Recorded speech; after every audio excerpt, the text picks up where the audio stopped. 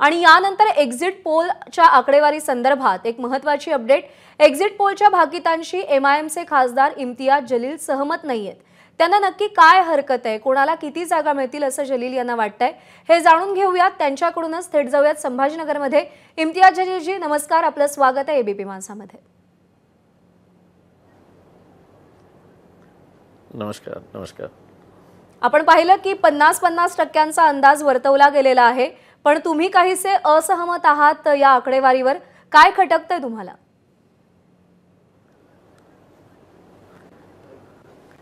नाही, हे खटकते की 2019ला जेव्हा मी निवडणुकीसाठी उभे होतो तर सर्व एक्झिट पोल जे आहे ते बोलत होते की इम्तियाज जलील जिंकणार नाही।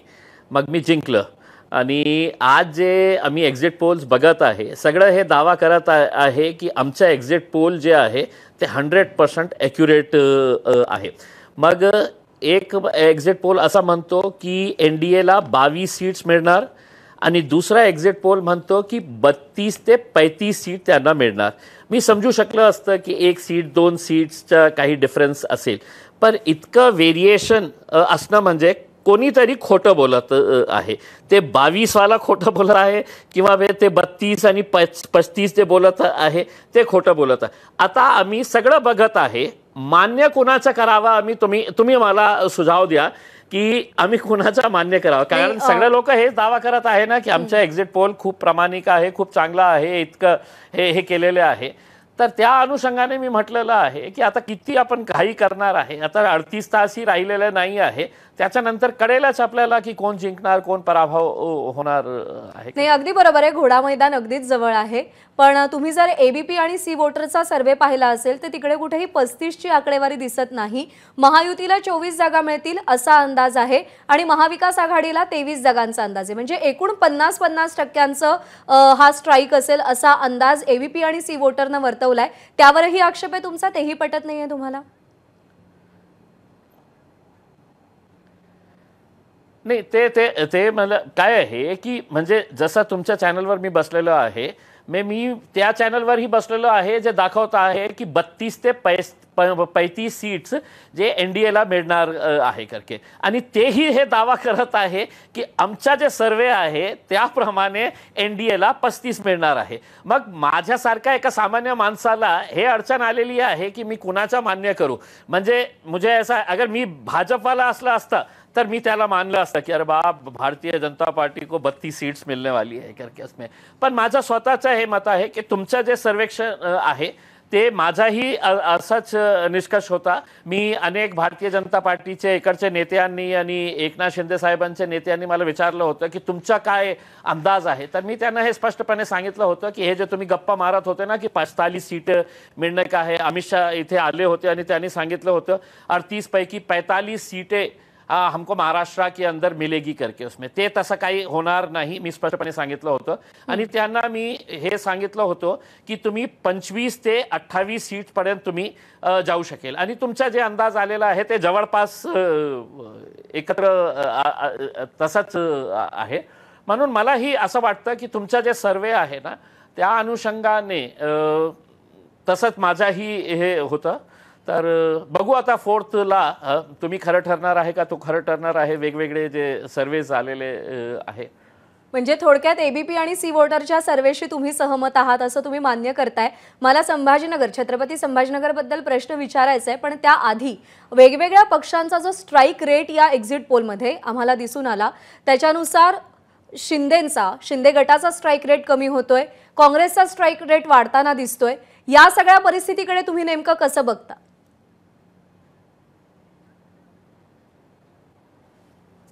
नाही, हे खरी गोष्ट आहे की यावेळी या इलेक्शनमध्ये विशेषकर मुस्लिम समाजाने एकमताने त्यांनी उद्धव साहेबांच्या पाठीमागे राहिले होते आणि ते काँग्रेसच्याही पाठीमागे राहिले होते।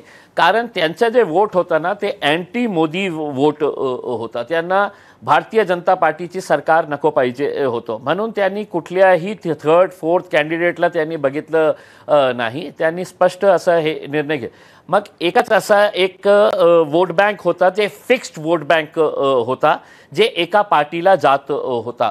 म्हणून आपल्याला आज एक चेंज परिस्थिती आपल्याला बघायला मिळत आहे। त्या अनुषंगाने मला असं वाटतं की नक्की काँग्रेसने खूप मेहनत घेतली होती आणि उद्धव साहेबांसोबत खूप लोकांची सहानुभूती पण होती, कारण त्यांनी बघितलं होतं की भारतीय जनता पार्टीने ज्या प्रकारे हे तोडफोडीचं राजकारण त्यांनी केलं होतं, मराठी पक्षांना फोडण्याचं जे काम केलं होतं, मग राष्ट्रवादी काँग्रेसच्या भतीजाला आपल्यासोबत ठेवलं होतं, चचाला वेगळं सोडलं होतं, हे जे काम भारतीय जनता पार्टीने केलं होतं, तर कुठेतरी लोकांना असं वाटत होतं की हे जे महाराष्ट्रामध्ये चाललेलं आहे हे बरोबर नाही आहे. म्हणून त्यांची अपेक्षा तर होती कि हम 400 पार लेके जाएंगे, महाराष्ट्र के अंदर 45 लेकर आएंगे. तसा काही बघायला आपल्याला मिळत नाही आणि मिळणारही नाही आहे. ते फक्त एक सायकोलॉजिकल प्रेशर क्रिएट करत होते. ज्या दिवशी हे आले होते, अमित शाह साहेब इथे आले होते मराठवाडा सांस्कृतिक मंडळच्या मैदानावर, त्यांनी मोठी सभा घेतली होती आणि त्यावेळी त्यांनी सांगितलं होतं की हम 45 सीटें यहाँ से जीतेंगे करके. मग काही दिवसानंतर त्यांचे भारतीय जनता पार्टीचे जे महाराष्ट्राचे अध्यक्ष बावनकुळे त्यांनी तर इतकं म्हटलं होतं की हम 47 सीटें, म्हणजे एकच सीट त्यांनी सोडली होती, ती माझी सीट असेल बहुतेक, आणि नंतर देवेंद्र फडणवीस साहेब की नाही हम 41 सीटें हम जीतेंगे करके. म्हणजे त्यांच्यामध्येही इतकं हे होतं, व्हेरिएशन होतं. मला हे त्यांना प्रश्न विचारायचा होता अमित शाह साहेबांना की साहेब 45 सीटें आपने तो तय कर ली है कि आपकी हो गई है करके, 3 सीटें कौन सी छोड़े हैं आप मुझे ये बता दीजिएगा करके. म्हणजे ते इतकं असं कॉन्फिडेंटली बोलत होते की जसं म्हणजे त्यांच्याकडे ईवीएम मशीन आहे आणि ते ईवीएम मशीन असं दाबून की हे 45 मेरे पास आ गए हैं, अब ये 3 बचे हुए हैं. तर त्या 3 पैकी मला नक्की विश्वास होता की ते माझी सीट सोडणार होते. आता बघू 4 तारखेला ते काय त्याचा परिणाम होता है. मग त्यांनी इतकं बोलल्यानंतर त्यांनी हे पण बोललं होतं की हमको औरंगाबाद से कमल को खिलाना है और कमल को दिल्ली तक भिजाना है. मग 1 महिना मी वाट बघितलं की त्यांचं काही कोणीतरी कॅन्डिडेट येईल करके, कोणी त्यांना मिळत नाही होतं. मग बिचारे आपले एकनाथ शिंदे साहेब तिथून जात होते, ते म्हटलं इथे बाबा हे औरंगाबादची सीट तू घे आणि तू लढ, आमच्याकडे काही कॅन्डिडेट नाही. मग इथे येऊन कशाला मोठे मोठे गप्पा मारायचे की आम्ही 45 सीट जिंकतो आणि तुम्हाला कॅन्डिडेट मिळालं नाही. तुमचं असं म्हणणं की संभाजीनगरचा उमेदवार हा महायुतीने कोणताही विचार न करता दिलाय, संदीपान भुमरे यांना अशीच ही जागा दिली असं तुमचं म्हणणं आहे?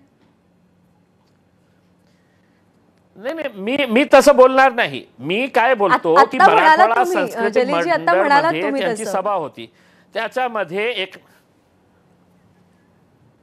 नाही मी काय बोलतो की तुम्ही अमित शाह साहेबांनी बोलले होते कि मेरे को दिल्ली में पूछते हैं कि यहाँ का खासदार कौन है, तो बोले ये पुराने निजाम है, ये निजाम को उखाड़ के फेंकना है और यहाँ पे है तो कमल को इस बार यहाँ से खिलाना है और कमल को दिल्ली तक भिजाना है. अनेक दावे प्रतिदावे संभाजीनगर बद्दल केले गेले. एक छोटासा प्रश्न तुम्हाला इकडे विचारते की तुम्ही मुस्लिम मतांचा इकडे उल्लेख केलात की मुस्लिम मतं ही उद्धव ठाकरेंसोबत आहेत, अँटी मोदी वोटिंग त्यांनी केलेलं आहे, पण संभाजीनगर मधलं मुस्लिम वोटिंग कोणाच्या बाजूने, खैरेंच्या बाजूने की तुमच्या बाजूने, काय वाटतं? ते 4 तारखेला आपल्याला दिसेल. म्हणजे काय आहे की खूप लोकांनी खैरे साहेबांकडून खूप माल मलिदा घेतलं होतं आणि ते खूप आमच्या एरियामध्ये फिरत होते की नाही यावेळी आपल्याला मशालला मतदान करायचं आहे. तर तसं काही आम्हाला बघायला मिळालं नाही. म्हणून आज जे खैरे साहेब जे खूप कॉन्फिडेंट वाटत आहे आणि त्यांचं असं हे भरम आहे की मला 25,000 30,000 मुस्लिम मतं मिळालेले आहे, ते मला वाटतं की ते खूप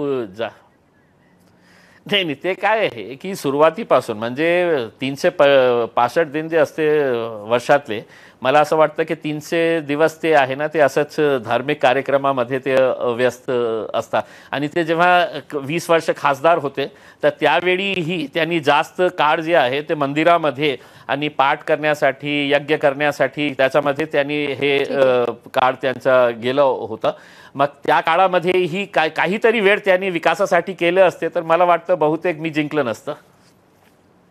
अर्थात 2019ला जनतेनं तुम्हाला कौल दिला, 2024 मध्ये नेमकं काय होतं याची उत्सुकता आहे. तुम्ही सातत्यानं म्हणताय की 3 पैकी 45 जागा जिंकण्याचा दावा केला जात होता, ज्या 3 जागा महायुतीनं सोडल्या त्यापैकी 1 जागा तुमची होती. 4 जूनला नेमकं काय होतं ते समोर येईल. 4 जूनसाठी तुम्हालाही शुभेच्छा इम्तियाज जलीलजी, आणि एबीपी माझाशी संवाद साधला त्याबद्दल आभार. धन्यवाद. थँक्यू. एबीपी माझा, उघडा डोळे बघा नीट.